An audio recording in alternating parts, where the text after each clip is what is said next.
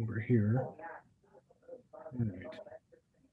Okay, this is a old clinic.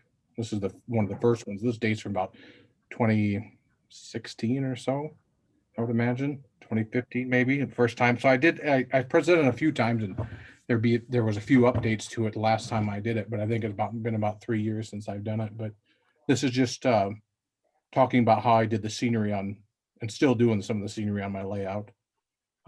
This is this is a picture at Rochester, which I model on the layout. It's a Walt Dunlap photo. It's a local heading south out of Rochester towards McIntyre. And then, of course, the famous Iroquois Water Tower at Rochester. I modeled the Chicago Great Western. This is the system map of the Great Western. I'm pretty sure most of you are kind of maybe familiar with it, but it went to Kansas City, Omaha, Chicago, Minneapolis, St. Paul. Then in that, if you look in the southeastern corner of Minnesota, you see the branch lines. It was mostly a mainline railroad, but they did have some branch lines, especially up in Minnesota. And that's the area, particularly right in here, that I model.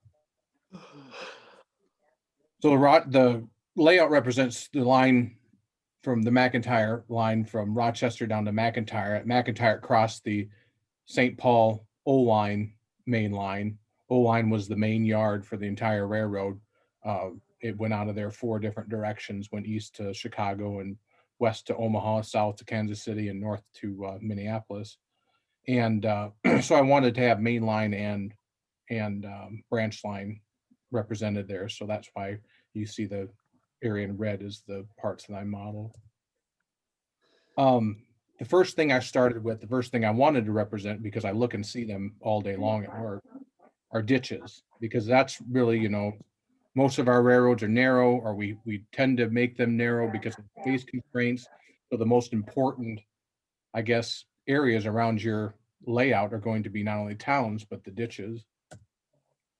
Here's some representative shots on the layout. This is at Ostrander. You can see all the different textures. This is north of Ostrander on the layout. All the different textures and stuff you can incorporate into just a small, narrow strip of railroad to get that kind of weedy, brushy ditch feeling that is so indicative of Midwest railroading. There's another shot there. But yeah, these are just different shots showing like all the different textures you can achieve with some of the different techniques that I use.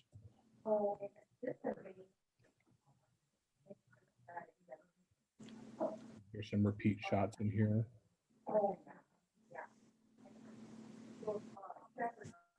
We'll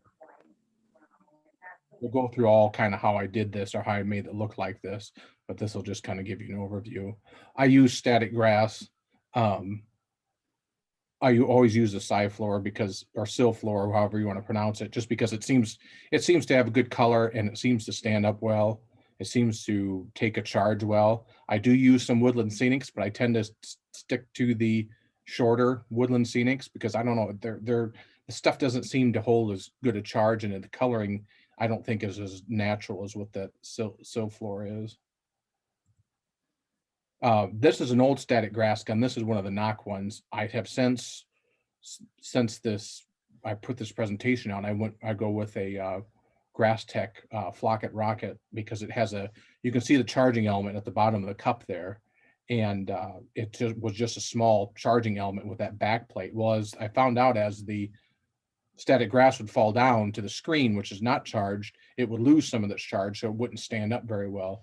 Well, the Grass Tech one has a carriage bolt that almost goes the entire depth of the cup, and that kind of charges the grass and keeps the grass charged as it falls down.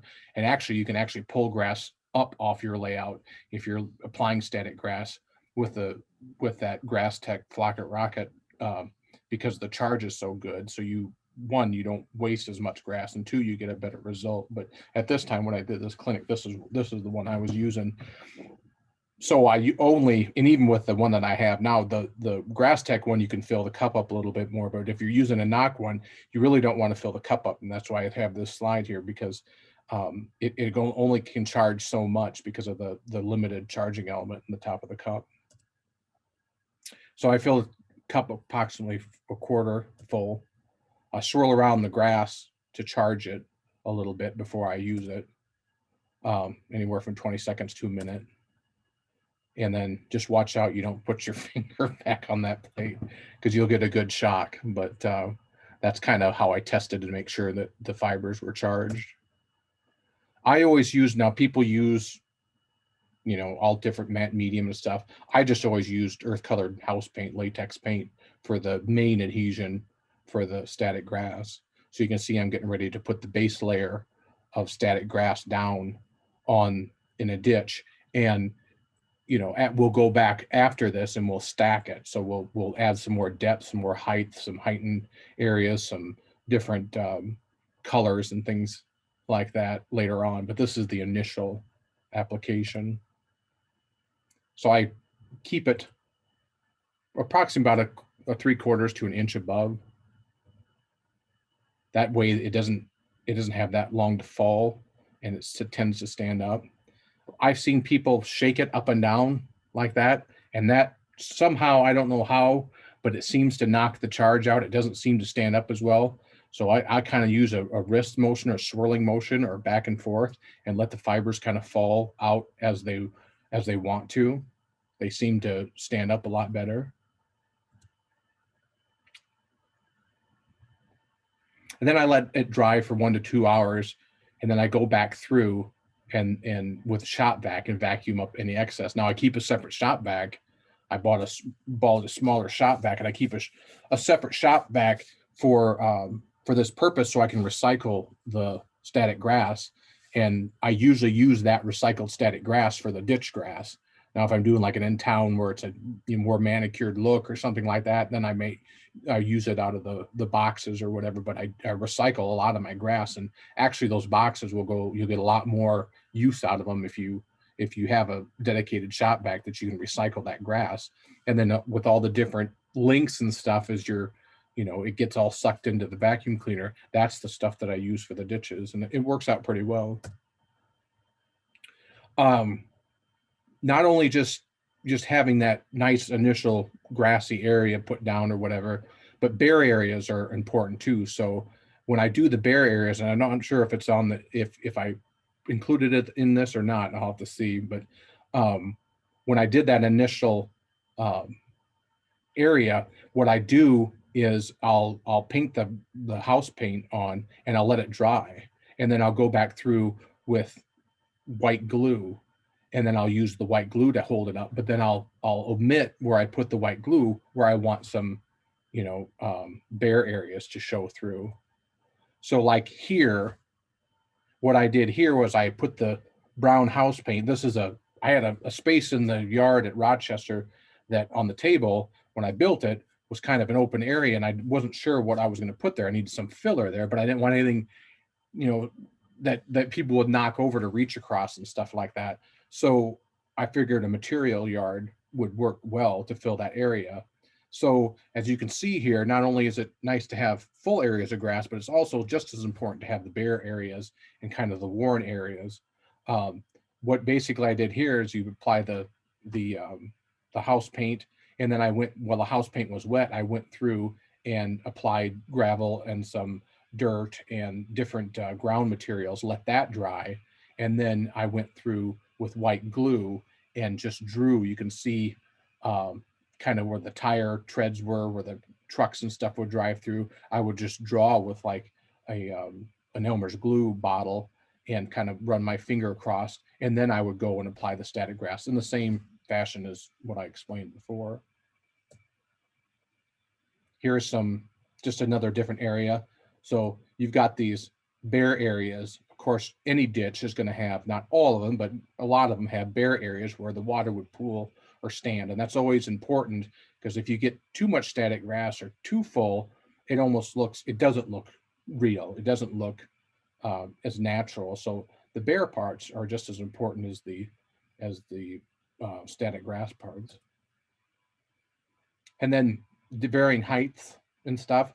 So lower weeds and heavier trafficked areas or harder ground, they're going to be lower, like a dandelion, like that viney stuff that grows.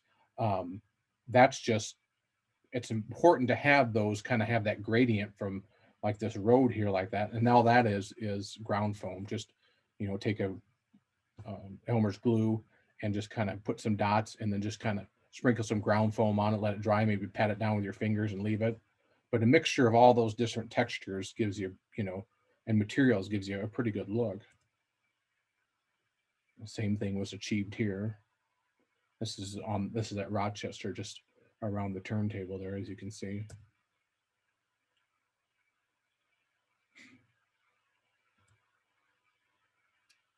Just some different shots. This is at McIntyre. So I put this shot in here, and of course this was taken with a cell phone camera, 8 years ago or better, so it's probably not the best resolution, but I should probably take another one. But this is at McIntyre. This is looking towards the Y, so the trees are kind of on the Y track there. But anyway, what I'm trying to show in this picture is this is just a flat tabletop. Like this is underneath here is just ceiling tile, flat ceiling tile. But through stacking and using different colors, you can see how I've kind of undulated the landscape, and that's all done just with static grass. There's no foam underneath there to give any elevation or anything like that. It's just the idea of that base layer of static grass, leaving some bare areas, and then stacking some other areas to give height. And you can get that kind of meadow rolling different feel to the landscape just by stacking it. And I'm just showing the higher different areas, so it gives kind of that rolling, because nothing's really ever level flat in nature anyway. So same things like we did before. Test it to make sure it's charged, fill it about a quarter full. And then I use hairspray. Now I know there's been lots and lots of different people debate about, hairspray and if it's, how long it's going to last. And, I've seen different people with different opinions, but I buy the cheap hairspray, and I've got parts of the railroad that I built in 2006. So that's 15 years old, and none of it's fallen off. None of it has, decayed or anything like that. So 16 years now. So, it's still good. But anyway, what I do is I just kind of, you can see they're taking the hairspray can, and I keep it, 2-3 inches away until I see little tiny droplets form. And it's important to make sure that base layer is dry, make sure that paint underneath is dry, because you want a good solid level of static grass for this other one to adhere to kind of get the height that you're wanting to get. So then same technique as before, but I don't do it over the whole area. I just do little spots here and there. And I'll come in here with so you can see there, the tiny droplets of hairspray there. And then you see where I went over with a little bit lighter color to simulate like stalks of higher weeds and stuff. But there I've actually taken a 6 millimeter grass as the base layer and then stacked like a 4 on top of it. So then you get like a 10 millimeter somewhere in there. Maybe that's a little high, but 8 millimeter or so look to it. So you get the taller weeds. And then, like I said, I just do areas here and there, of course, because I want that variety. So once you have that done, you kind of have the base down, and then you've got your higher areas that you've stacked. It's time to put some ground cover, put some texture into it. This is, of course, another soft Marty shot of the Great Western coming in Manly, but you can see all the different textures and colors and stuff in the ditches. So you can be pretty liberal with, the materials or the colors you want to use, especially depending on the type of year or time of year. So after that stacking is done, it takes a couple minutes for that hairspray to cure, to dry. And then I go over it again, not over the entire, but just in areas that I want to add like foliage onto the grass to simulate different types of vegetation. So this one here, I'm using just a blended turf. And so I'm just kind of sprinkling on different areas to give different texture or different foliage to, different areas. Kind of going fast here, but you can see it on the right and to the left of this bush here. You got some yellow over to the right. There's a little bit, but you can see how it just randomly kind of sticks to the fibers of the static grass, and it really adds a lot of depth. Now bushes, most of my bushes, you know, some of them are denser ground foam, and we'll go through some other ones, but a lot of them are either bits of super trees or they're this, and I'm sure all you guys have used it, is that polyfiber, that brown or black polyfiber, because it gives a nice canopy look to it, especially when you put the ground foam over the top. So you want to, I've always taken it and pulled it pretty thin because I want that kind of see-through effect. So you got a canopy look to it. So I stretch it out, and then the fibers will kind of grab it and keep it up off of the base level, and which achieves a nice effect. So I just kind of basically tap it down in there and let them static grass fibers kind of impale it and kind of hold it up. And then you can see I sprayed it again with the hairspray, adding a little ground foam to the top. And you got a nice, you know, almost, you wanted to add like in the fall time red or an orange for like a sumac. They make a pretty good looking sumac bush, especially if you can, you know, stack some grass underneath of it, you know, a little higher and stuff to get it off the ground a little further. You can make some nice sumac or any other type of, you know, kind of less dense foliage or brush. Weeds, ditches are full of weeds. This is a picture on the layout of a crossing, but it's just showing not only the different colors, the oranges, and you'd be surprised. You don't really notice it, I guess, probably until you're around a railroad a lot, but or, you know, driving a lot, because the ditches, you know, a lot of the farmers spray the ditches around their fields, but of course we don't spray anymore except for on the right of way. They don't spray out into the ditches, but you'd be surprised at the amount of color that is in the ditches as far as the different kind of flowering. So you have orange and purple and white's kind of hard to do on a model layout because it sticks out so much, but yellows, oranges, reds, you know, those look really good because, you know, and purple too. Though something's flowering in the ditches all the time, so it's important to have that variety because it makes it more realistic. A lot of them, you know, have this kind of canopy or this like bush things. It's like a goldenrod type weed. There's a lot of that stuff that grows in the ditches, and simply all that is that on that higher areas of static grass that I've stacked, I just kind of pinch some ground foam, coarse ground foam between my fingers, and then I run it across or slowly drag it across the top of the grass along the fibers to catch the ground foam out of my fingers.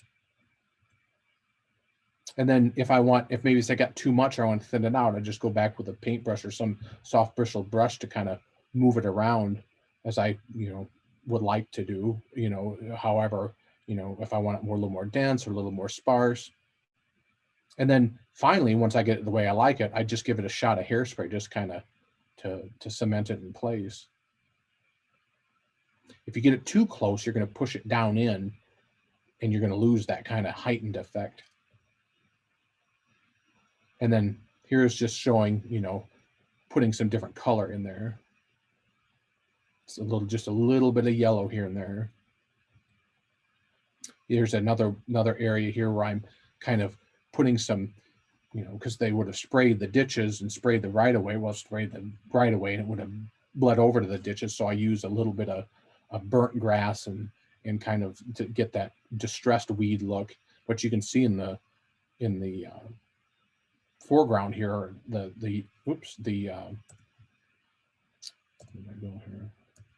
the orange flowers, like those would be like tiger lilies, which are in the ditches a lot. So you just see the different textures there. I'm just, like I said, I'm taking a brush and kind of putting some burnt ground foam in along the sides of the right of way there. Because I've modeled late summer, and by that time they would have gone through and sprayed, and you know, so the weeds on the right of way, whether it be from just heat or the herbicide, would be distressed. Then you'll end up, if you get close enough with your camera and stuff, you'll end up with little things like this, and you'll look and see how convincing that is if you look close up to it or take a close-up photograph of some rolling stock or something. But they look a lot like a goldenrod weed, but that's that coarse ground foam. You can see how it's been impaled with the, or is impaled upon the static grass there, and it gives a really nice effect. Here's another ditch area showing a little bit of super trees, some of that polyfiber, different some coarse ground foam, some fines, some little yellows, or some oranges back in the background and stuff. But you come up with a really nice effect. And of course, I just use 2 millimeter grass for in between the tracks. And of course, I used a burnt grass to simulate the distressed weeds and stuff. And that's just basically after my ballast is down, I take an Elmer's glue bottle and dab it along the way, and maybe mash my finger down if I want it a little bit thicker weeds and stuff like that, and then go over it with a 2 millimeter static grass and then vacuum the excess out. But yeah, as you see here, varying textures, materials, and techniques add realism. And just some different shots here, some ties I threw in the ditch there, and the different textures. Track weeds, well, I guess we're going to talk about that. This is a shot at Simpson of the 2-track yard they had there. So I bought this 2 millimeter thing of static grass, and I haven't used it all yet, but it's a late summer. And late summer has a lot of reds and oranges, or reds and browns and kind of yellows, because the grass is starting to get towards the end of the growing season. So it's kind of starting to die down a little bit. So it's got a little bit of that kind of distressed look in it. Works good for fall too. But that's what I use on the right of way, because I model midsummer. But I use it on the right of way because I simulate that they have already been back through and sprayed once. But there I am going over the track with a 2 millimeter grass. And I usually save this application for the last, because I might spray some hairspray on the edges of the right where the ballast line is, so that distressed grass, that 2 millimeter grass, will stack upon the stuff on the outside to give just the edge of the ballast line that distressed look. But there it is. I put it down there, and that's kind of what you'll end up getting. There's only just a few spots of glue, and you go back through with a shop vac and vacuum up, and then that's what you end up getting. If you happen to have some longer fibers in there, I just take a beard trimmer and go through and cut my weeds down. There were some areas on the layout when I initially had put some taller grass in the house track at Ostrander, and it was 4 millimeter in there, and it actually the engine actually would stall or slip on the grass as it was trying to get in and out of the elevator track. So I went back through and cut the weeds down. But I guess I mean, in my experience, that's prototypical. You go into a track that hasn't been used and it's all weed covered, you'll slip on the weeds for sure. Just showing some more areas of the grassy areas and the yards and stuff. A little bit of closer view of how, and it's important. Sometimes I go over the ties if I got some good distressed ties, or there's ballast over the ties, because not all especially yard tracks, they don't dress anything out when they replace ties, so there'll be a lot of ballast over the top of the ties and dirt and stuff. And here's kind of an overview shot of Rochester, showing just kind of the randomness of how I put the stuff down. There's no really rhyme or reason to it, but it just, the more random, the better. This is a shot at Hayfield. It depends on what area you're doing too. They keep the main line pretty clean now with the granite ballast and stuff. But my area, in the 1960s, this was the way it was.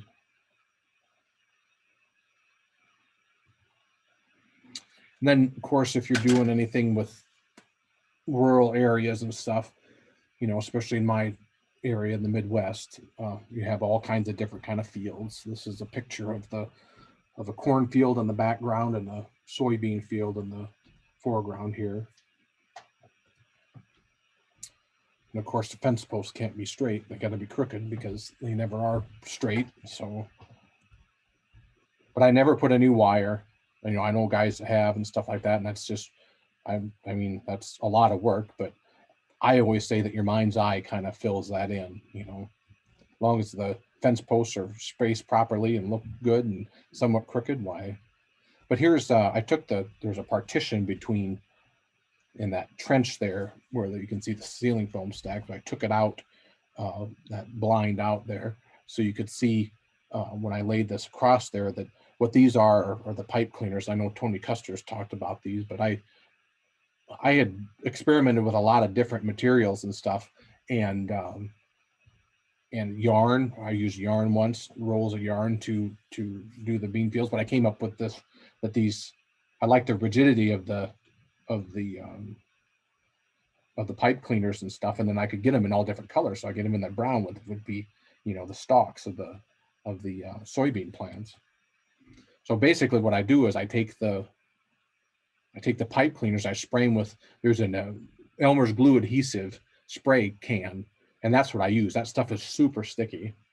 And what I do is I now wear gloves, but this time I guess I hadn't learned my lesson yet. But I spray it good with that spray Elmer's glue adhesive, and then I take some of that knock. They have that leaf material and just kind of shake it on there, and then that gives that. Then you can, they're rigid enough to where you can make nice straight rows, and then you can glue them down. I usually just would run real fine like brad nails in them, and with a needle nose plier and stuff, and then cover the brad nails with a dab of green paint or something. But I could get the rows nice and spaced and even. And if you're doing later summer, then you just add some yellow leaves for the turning of the soybeans. Here's a cornfield. I use that JTT corn because it looks good and it's got the right color of the corn, and for my time of year towards that late summer. But this is just one row of corn in front of a picture of a field not far from where I live. Here's kind of a close up to it. And what I learned was when I doing these cornfields and stuff, to save on the corn, but to give that nice depth, I tried to line up the corn stalks similar to the rows, but the thing of it is to confuse the eye so you don't have such straight lines everywhere, because the mind wants to see straight lines because it can make sense of that, and it's your mind, you know, right angles and always looking for those angles and stuff. But if you, with this one row of corn in the foreground, if you vary the row height, it'll give that illusion of depth. It'll break up that stark line, and then it'll kind of blend the foreground in with the background, because your mind can't see that stark, you know, right angle anymore. Here's just another part of the cornfield. There's 2 or 3 rows there because I brought the cornfield out a little further. There's all kinds of different fields, you know, during the summer. Cut hay fields. There's oats. I got an oat field. There's soybean fields, alfalfa, you know, things like that. Here's my simulation of a cut hay field. It's just that's what it's, hey, you know, when they cut, after they cut that, you get those reds, those browns, those oranges and stuff in that stubble. And then I used, because I wanted the hay to look like it had been sitting out drying a little bit. I used just the 2 millimeter burnt grass from Woodland Scenics to represent the windrows.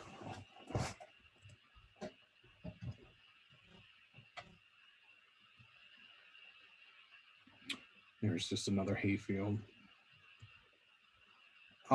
There's also other details and stuff you can add. Some of the things I like to use or experiment with was pencils, pan pastels, and grout. Those are the things that I go back through just to highlight different details and stuff. This is an engine facility at Rochester. You know, in my time, they didn't have the splash pans and stuff down. You know, even when I worked on Iowa Interstate in Iowa City in the late 90s, where they serviced the power, it was just an oily, greasy, you know, mess. I mean, the EPA would have a heyday. I mean, they could pump oil out of there for years, I'm sure, because all the years of Rock Island spilled the oil on it and fuel oil. But anyway, So to get that caked look of it caked onto the ties and caked onto the ground and stuff like that, in a different, I use grout, tile grout, so like a dark gray tile grout. And basically, I just what I found and what I've used for like even doing roads, it's hard to sprinkle stuff on like with a spoon or your fingers and stuff and kind of get a uniform layer. So what I use is a salt shaker. I put the grout, or if I'm doing like a road or gravel, I put the if I'm using ballast for a road or dirt for a road or something like that, or sand, I use a salt shaker and fill that up, and then just shake it, because I can shake it nice and even, and to any depth that I want, but it tends to be a lot more uniform. But anyway, so I what I did was I just put the tile grout in a salt shaker and shaked it over this. And then I sprayed it with just a little bit of rubbing alcohol just to break the meniscus of the water. And with a misted it, and it just kind of caked itself over the ties in the area to simulate all that soaked ballast and stuff. And then light grout, I went through with some light grout to simulate spilled sand from the sand tower. And then you guys probably remember, because you're older than me, but even when I was young in school, some of the teachers still use them grease pencils. And so I got one of these. I don't know if it's a grease pencil. I guess that's what I call it. I don't know. But anyway, I wanted some, even because there's a traction motor lubricant that they put on underneath, and that stuff is just like glue. I mean, it's just really thick stuff, and it just kind of globs and sits there. It doesn't kind of dissipate and flatten out when it gets hot.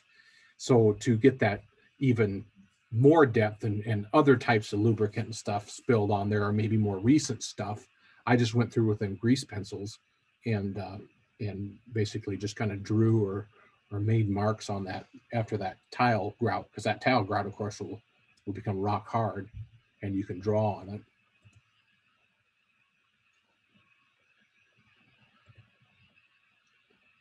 And then I use pan pastels a lot. So when I was doing this area of this gas station with this gravel, with rain and things like that, you want to simulate, because the gravel isn't, area isn't always level. It's never level, really. And there's always areas where the water would pool, or the water would pool, of course, would be muddier areas and stuff like that. Well, it's hard to do that, because as much as you push down on something, anytime you push down to make a puddle, it's going to look really deep. But to give that illusion of those dried areas where puddles had stood and stuff, and kind of get, even if it's just like tire marks from, driving through a gravel area a lot, I just use that pan pastel and kind of break up that, so it's not so uniform. You just don't have that same color gravel everywhere. You've got these kind of darkened areas where you have lower depressions or dried puddles. And then what's really important is when you have those areas of gravel against the grass, it's always nice to take that pan pastel and go along the edge, because there's always that kind of edge of area where you kind of go out of the gravel and get into the dirt, and then the vegetation starts. So I kind of, after I do my static grass and it's dried and stuff like that, to break up that stark difference between the green and the gravel, I go through with a lighter colored pan pastel on a brush and kind of bring some of that dirt out into the gravel. This is where I'm doing around a fence in Rochester at a lumber yard.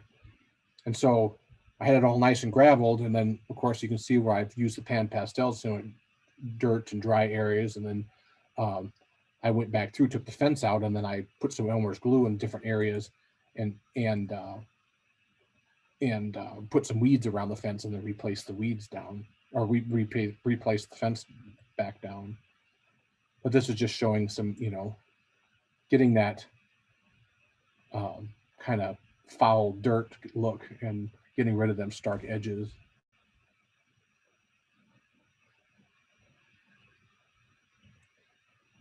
And then you can also use it to make cow paths. I have a couple cow pastures, and of course cows tend to walk the same little narrow lines. In fact, they'll even wear like terraces and sides of hills and stuff. But I use pan pastel with a stiffer brush, like a chisel brush, with a darker pan pastel, and you can simulate cow pies too. You can simulate cow paths.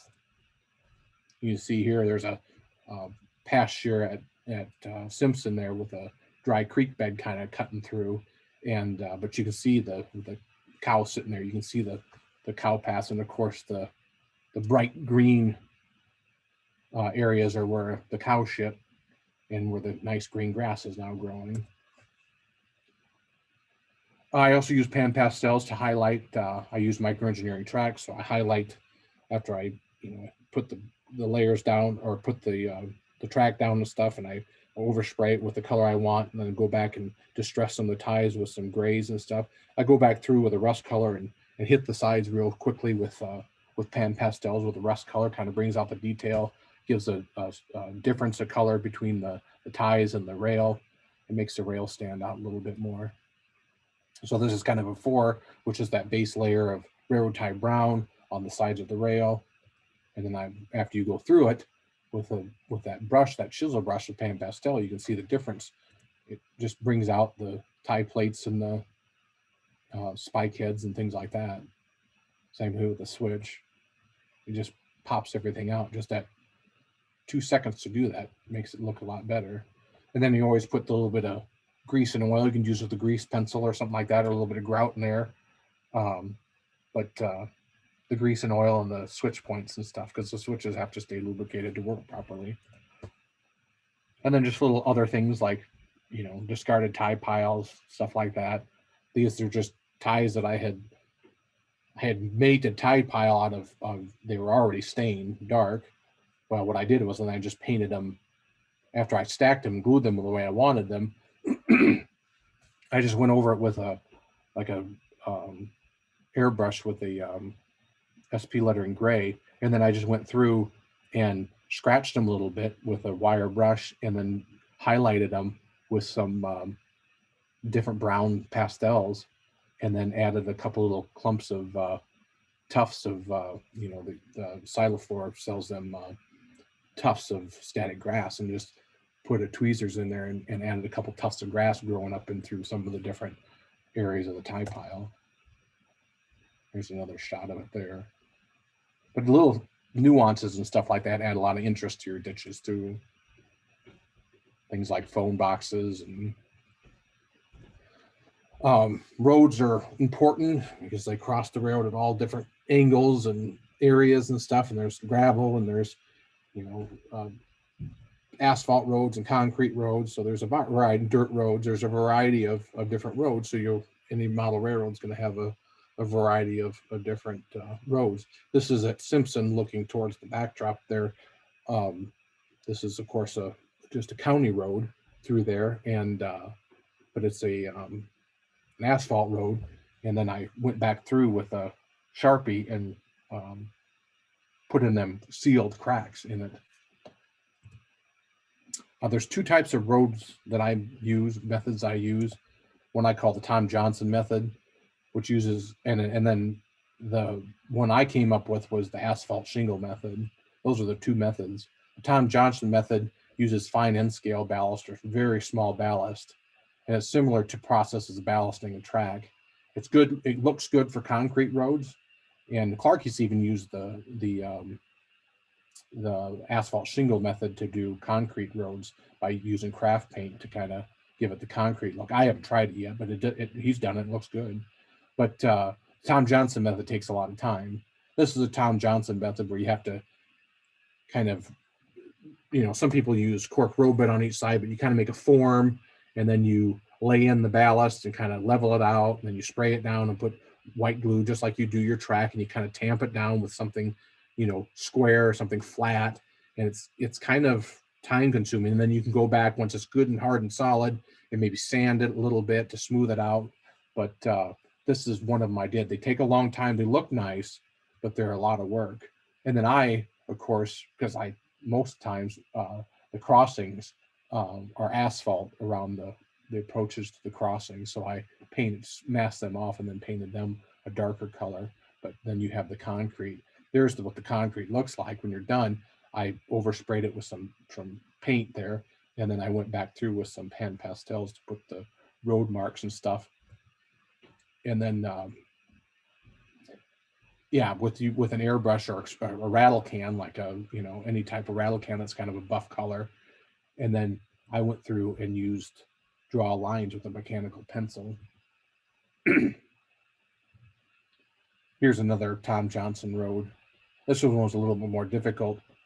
Here's what I used to put the marking lines on there. But and then you can see where I'm taking the pan pastels and making the tire marks or the road marks in it. But it was a little, and then I take a bigger brush and blend it all together and then blend it into the backdrop. But this is the look, and you can see where I super elevated the curve and got that to blend into the backdrop. And this was the result when the scene was done.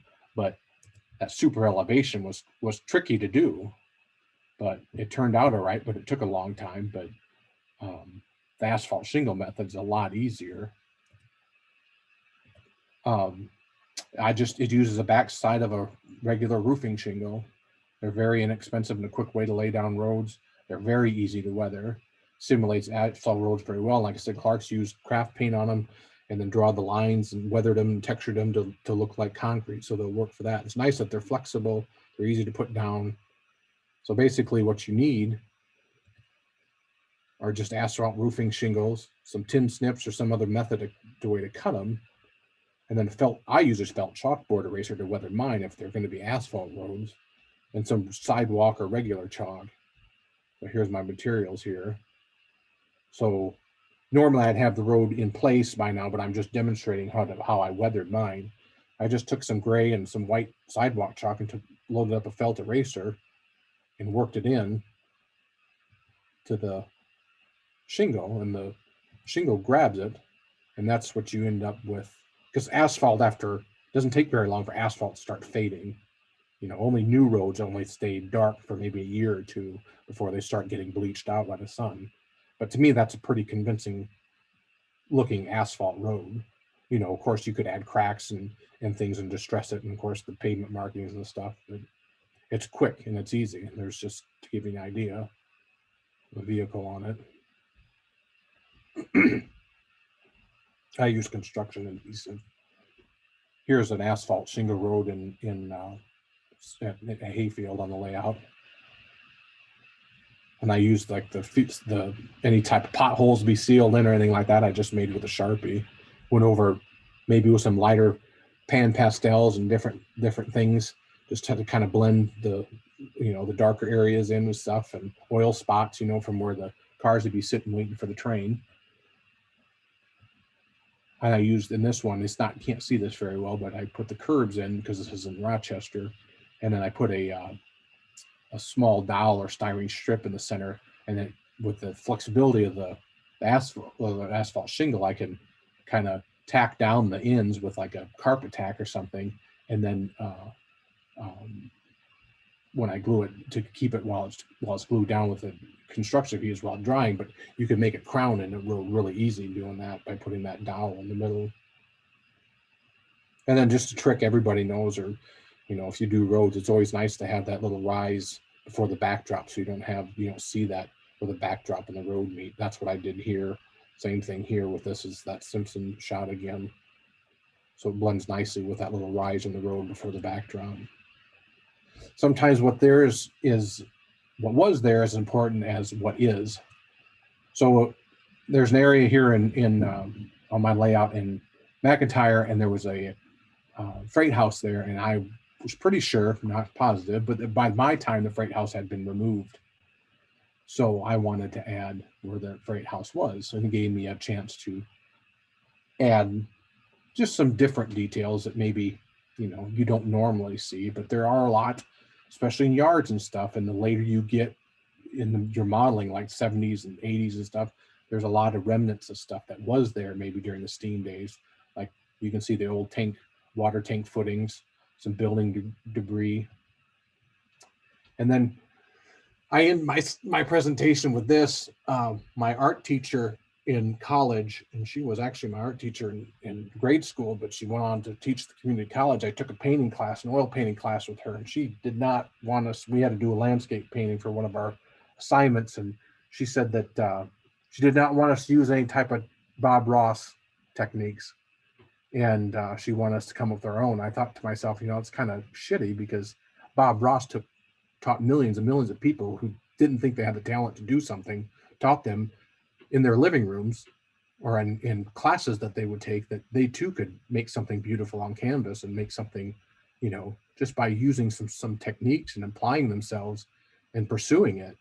And he made millions of people feel like, have efficacy, that they could do something and create something. And one of my favorite quotes of his was, talent is a pursued interest. Anything you're willing to practice, you can do. And that's the same way with scenery. If you use these techniques and do them a couple times, and the more you're willing to do them, more you pursue it, the better you'll be. And it's not so intimidating as it may look. So that's my presentation.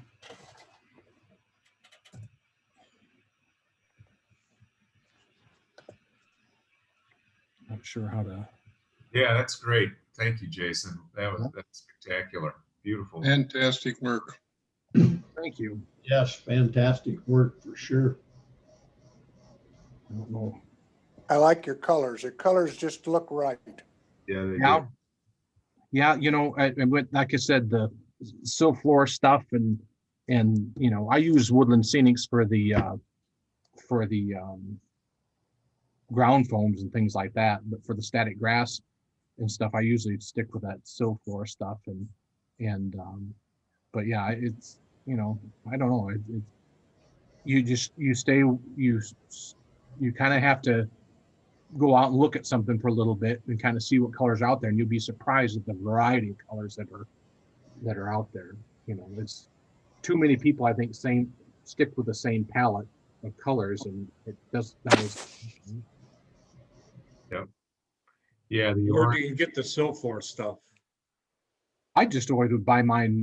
Scenic Express sells it. They're a dealer in it, and yeah, so that's where I would always get it. Ordered online. When you do your stacking, do you spray between each one with hairspray, or how do you do it? So when I stack, you take the initial, you get the initial static grass down, the initial layer, I would say, so that's usually like a 4 or maybe sometimes a 6, but usually like a 4 millimeter. And then the stacking, that's when I add the hairspray and then go over it with maybe another 4 or a 6 to get that height. But you have to make sure that base layer is dry, and Right. whether it's you're using Elmer's glue or the latex paint or matte medium or whatever, you want to make sure that that's dry. But it's also important to let that hairspray dry before you put any sort of texture or ground foam on top of that stacked grass. So you want to spray, stack it, and then walk away for 15 or so minutes, or maybe a half an hour. And then after that hairspray is good and dry, then you would apply the different, whether it be the polyfiber or the different textures of ground foam. Okay, and then you spray that again. Yes, then I go back through, then I go back through, whether it be fine ground foam or coarse ground foam or anything like that, I will go through and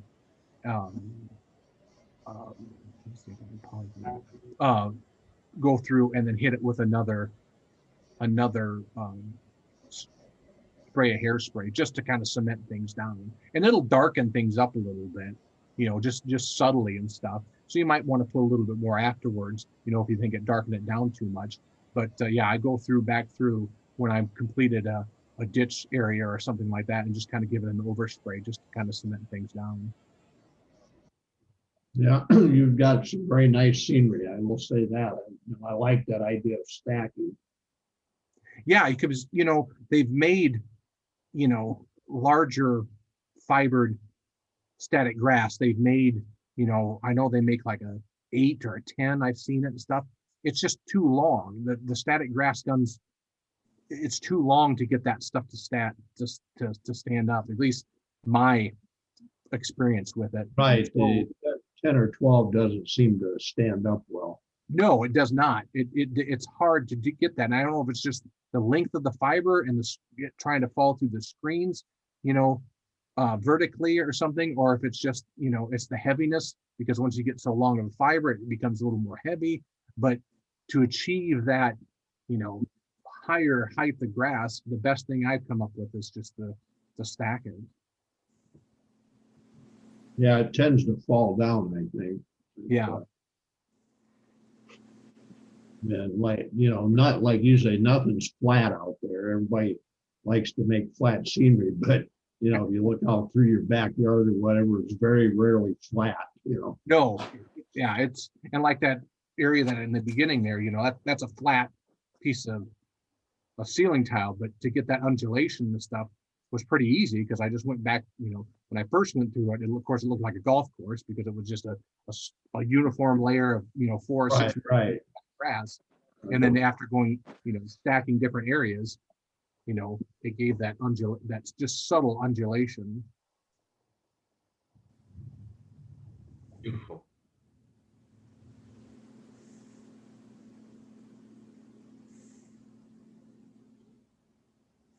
Well, really appreciate you taking the time, Jason, to show us all that. It is really effective. I think I'm sure all of us learned a lot, and we'll try these techniques out and see how we do.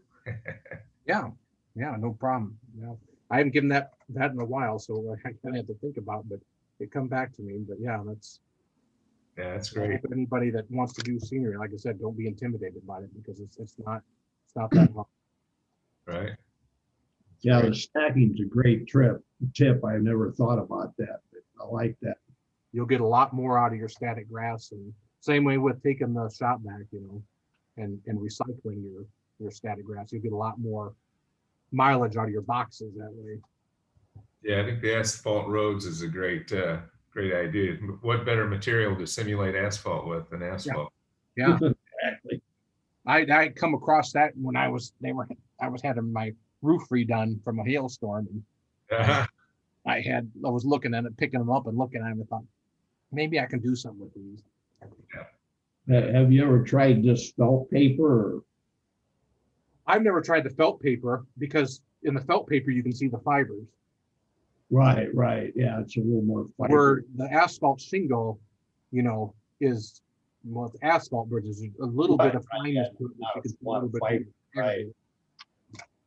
Yep. Very good. You use to carve the ditches into the foam, just a rasp or? Yeah, just like a rasp, and I use foam above my bench work, and then I glue on acoustic ceiling tile on top of that to absorb the sound from any track and stuff. So then, but if I want to make something taller or deeper, yeah, I dig into the ceiling tile or the foam using just a rasp. Great stuff. Well, thanks again, Jason. Thanks everybody for coming. And let's see, I can't think off the top of my head who's next week. Somebody want to volunteer? I believe I am. Okay, that's right. That's right. Yes, Lester, you're next. All right. Well, thank you. And we'll look forward. We'll be back at our normal time, which is 6:30 Central, 7:30 Eastern. And we'll look forward to seeing everybody there. Thanks. Thank you. Thank you. Great. Bye.